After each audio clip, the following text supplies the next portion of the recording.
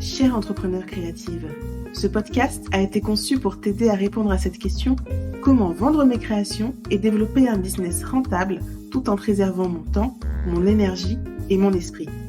Je suis Olivia Bienvenue, cake designer durable et coach certifié, et je serai ta plus grande supportrice dans cette aventure. Ma mission: aider les femmes aux mille et une idées à exprimer leur audace créative et à en vivre pleinement. Welcome to the show!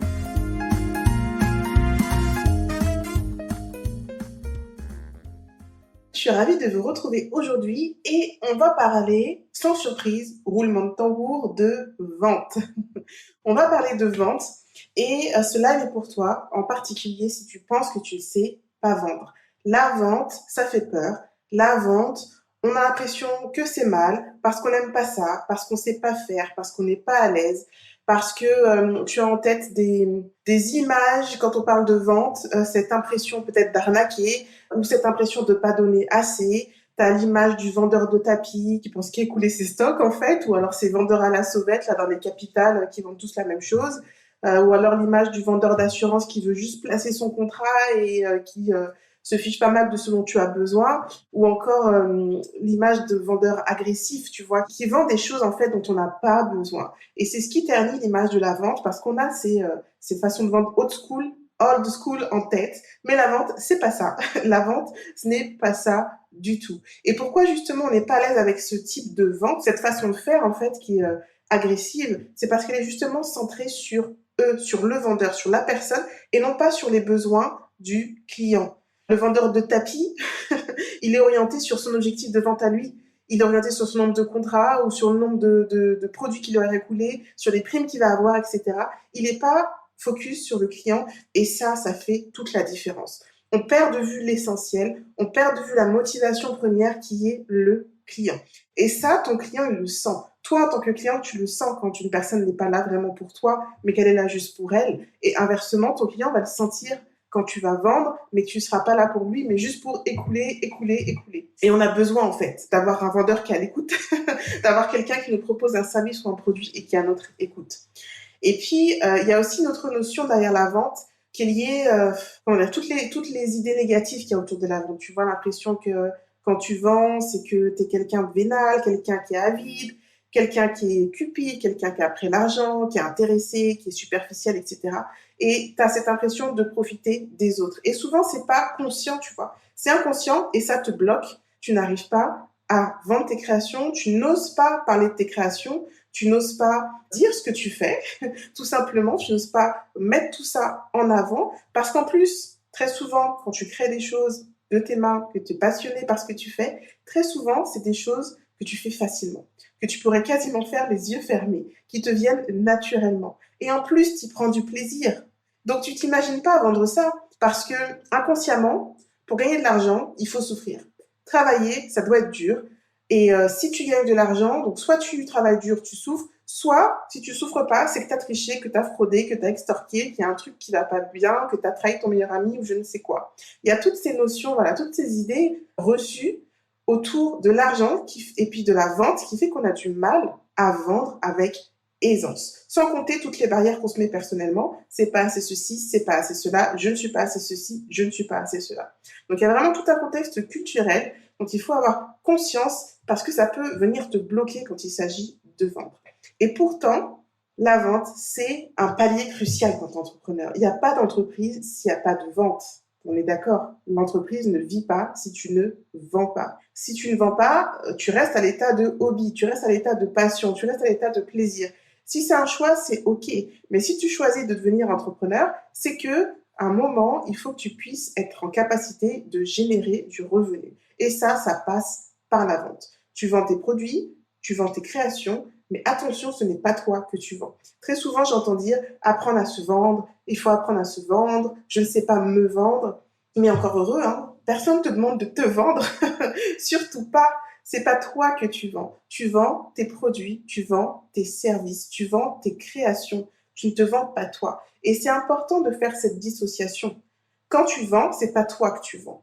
Si tu as un salarié qui fait les ventes pour toi, elle te vend pas toi, elle vend ton produit, elle vend ton service. Et en fait, c'est cet état d'esprit qu'il faut avoir et qu'il est très difficile à avoir comme entrepreneur parce qu'on ne fait qu'un avec notre entreprise. Mais à un moment, il va falloir que tu sois en capacité de te détacher de ton entreprise et de vraiment la voir comme une entité qui t'emploie.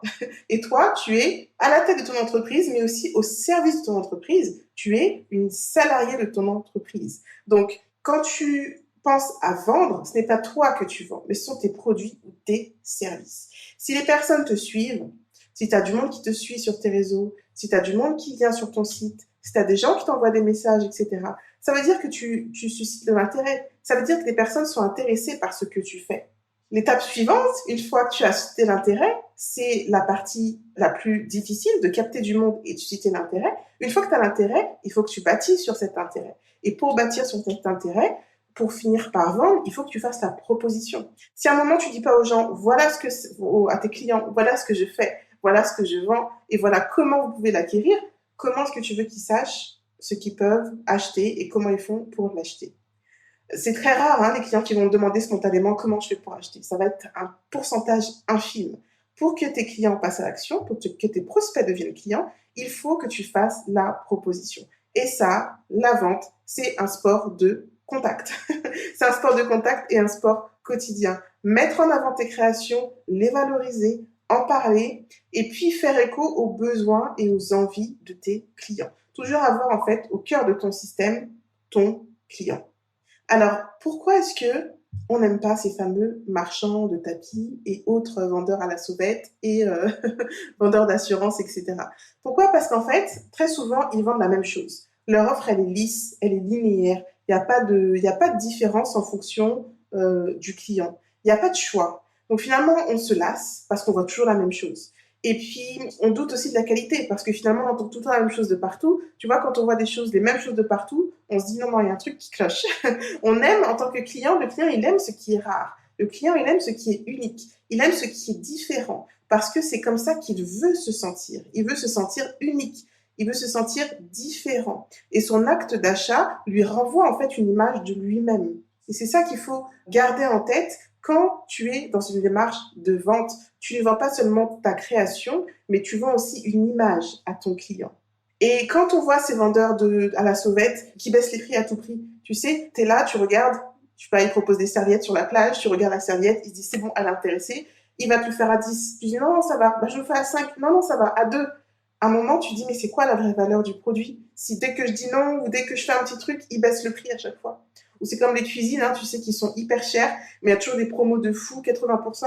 Tu dis, mais à quel moment, c'est quoi la vraie valeur de la cuisine? Est-ce que ça vaut le coup de l'acheter à 100% puisqu'ils font des remises de malades? Donc, à un moment, il faut être aussi cohérent sur la valeur de ce que tu vends et surtout pas faire de remises à tout va, sans logique, parce que ton client, ça envoie un écho négatif quant à la valeur, à la qualité de ce que tu vends et quant à sa propre valeur également. Pour vendre avec confiance, vendre avec sourire, il faut que tu aies en tête tous ces éléments-là qui constituent la vente. La vente, c'est pas seulement dire voilà ce que je vends, voilà le prix.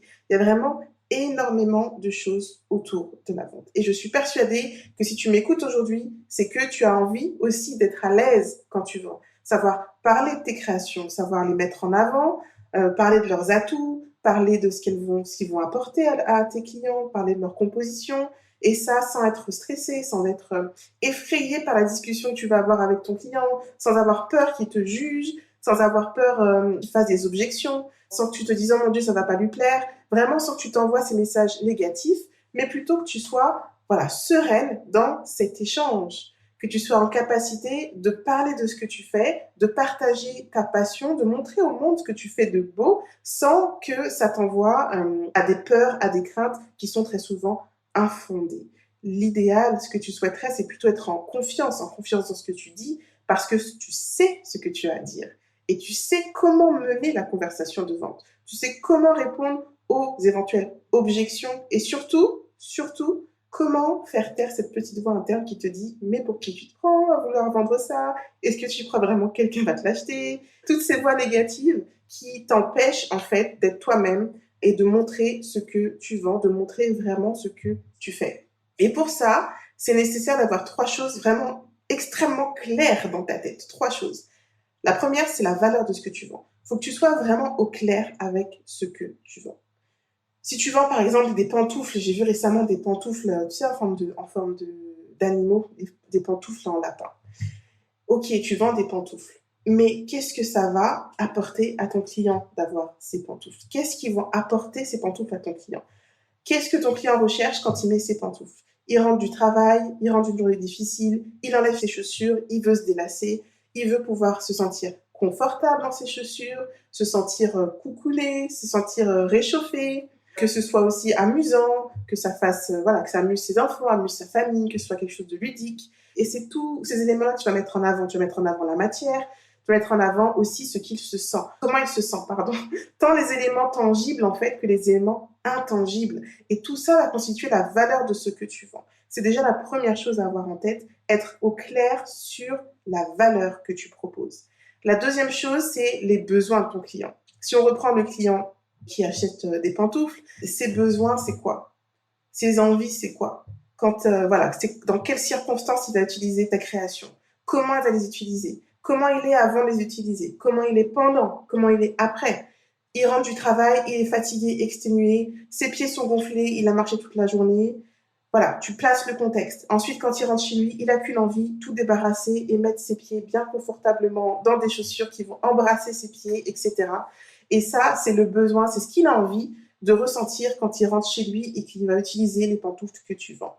Donc tout ça, la partie besoin du client et envie du client, c'est vraiment le deuxième élément et c'est vraiment indispensable de connaître les besoins et envies de tes clients. Et puis le troisième élément, ça va être la psychologie de l'achat ou la psychologie du consommateur. Savoir ce qui se passe dans la tête de ton client. Et c'est ces trois choses, ces trois éléments sur lesquels je travaille avec mes clientes dans la formation Mon business créatif et rentable. Si tu souhaites en savoir plus d'ailleurs sur la formation, tu peux cliquer sur le lien de ma bio Instagram. Et cette partie psychologie de l'achat, c'est souvent celle qui est la grande oubliée.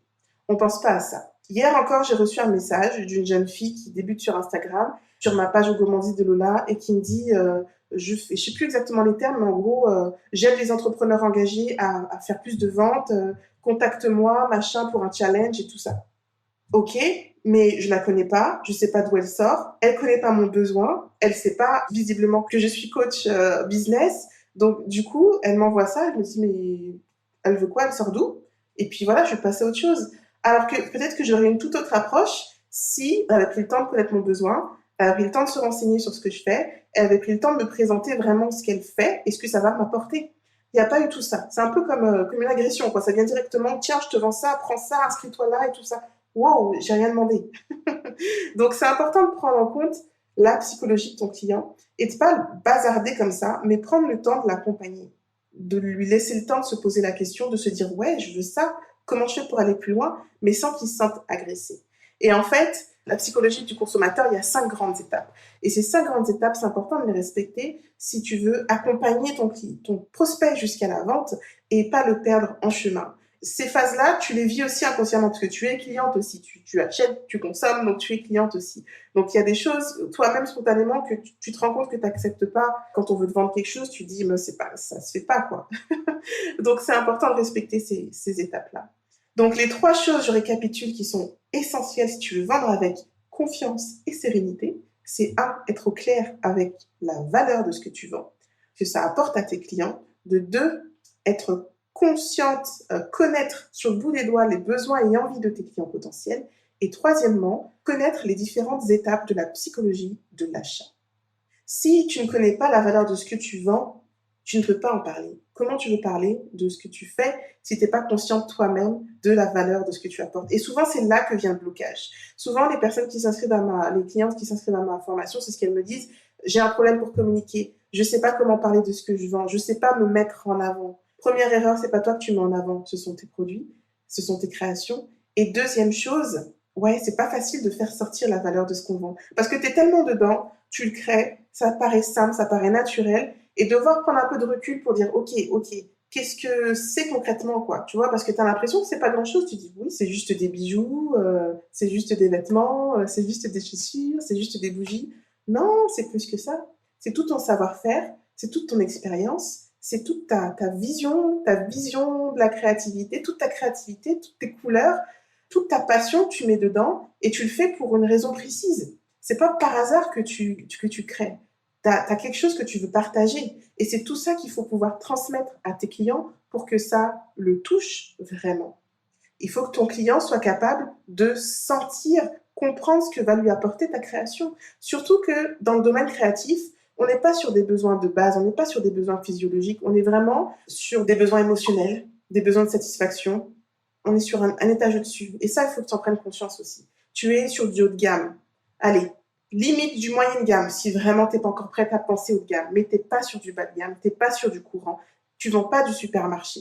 Tu es sur des choses qui ont de la valeur, des choses artisanales, des choses profondes, et tu ne vends pas que des bijoux, tu ne vends pas que des chaussures, tu vends beaucoup plus que ça, tu ne vends pas que des meubles, quel que soit ce que tu crées, tu ne vends pas que des objets, tu vends beaucoup plus que ça. Tu vends une histoire, tu vends une passion, tu vends des sentiments, tu vends de l'émotion, tu vends des souvenirs, tu vends beaucoup plus que ça. Moi, je dis souvent ça quand je fais mes gâteaux. Et je fais pas que des gâteaux, je vends des souvenirs.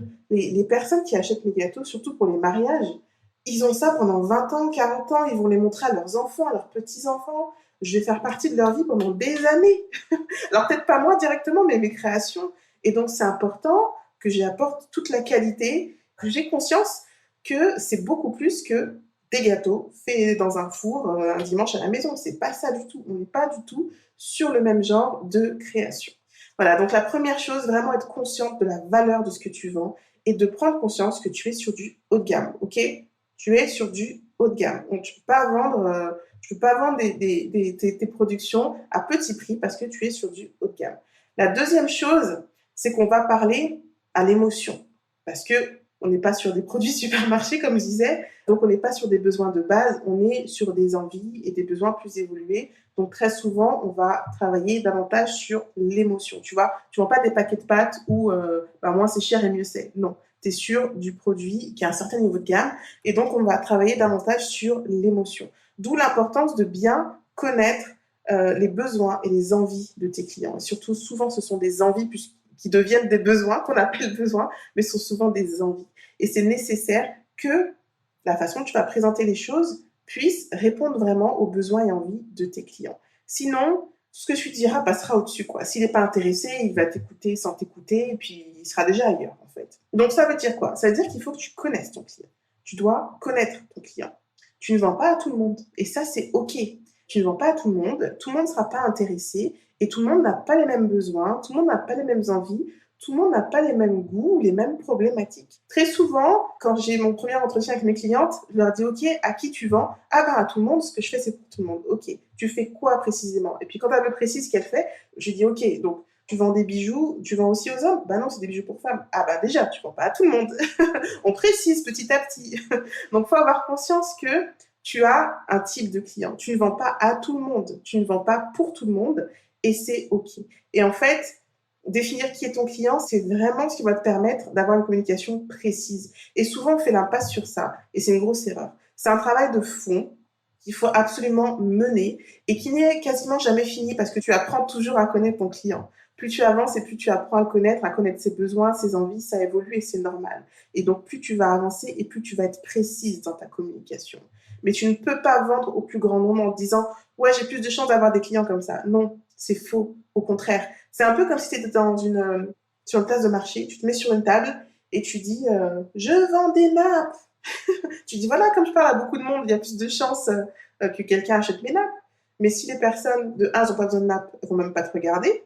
De deux, elles savent pas ce que tes nappes vont leur apporter. Qu'est-ce qu'elles ont de plus que les autres nappes? Si elles ont déjà je ne sais combien de nappes chez elles. Voilà. Alors que si tu sais que tu vends des nappes anti-taches avec des motifs de fleurs et tu ne fais que ça, tu vas déjà attirer des personnes différentes parce que tu iras pas sur n'importe quelle place de marché. Tu iras sur des places de marché où les personnes vont chercher des nappes anti-taches et en plus, tu sauras comment valoriser tes créations parce que ton truc, c'est les fleurs et tu pourras voilà, faire des déclinaisons de je ne sais combien de types de nappes avec des fleurs et surtout, ça va parler à tes clients qui adorent les nappes fleuries, tu vois. Donc, parler au plus grand nombre, non, non, non, tu ne parles pas au plus grand nombre, tu as un client précis, moi je l'appelle le client wow, parce que c'est le genre de client avec qui tu travailles et après tu te poses et tu fais waouh, parce que la relation était top, parce que tu sens que tu as vraiment apporté de la valeur, parce que tu sens qu'il y avait une vraie connexion, que tu as pu partager ta passion, etc.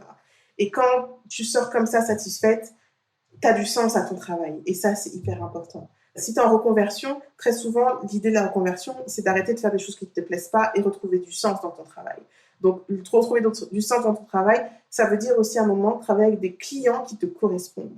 Et ça veut dire savoir quels clients te correspondent. Donc, c'est à ce travail de fond à faire sur tes clients. Qui sont tes clients? Qui est ton client? Waouh! Qui est ton client avec lequel tu vas passer un bon moment? Et c'est important de faire cette recherche-là le plus tôt possible. Et si ça n'a pas encore été fait, c'est jamais trop tard pour le faire. Et puis ensuite, il y a communiquer au bon moment par rapport à l'état où est ton client. Et communiquer de façon adaptée. Communiquer pour vendre, pas juste communiquer pour communiquer, mais communiquer avec une intention, communiquer pour vendre. Et tu as besoin pour ça de comprendre ce qui se passe en fait inconsciemment dans l'esprit de ton client. Tout ça, c'est des jeux inconscients. C'est vraiment de la psychologie. Mais c'est très très fort parce que c'est ce qui va nous pousser à agir et ce qui va pousser ton client à acheter. Il y a, je te le disais tout à l'heure, différentes phases dans la relation client.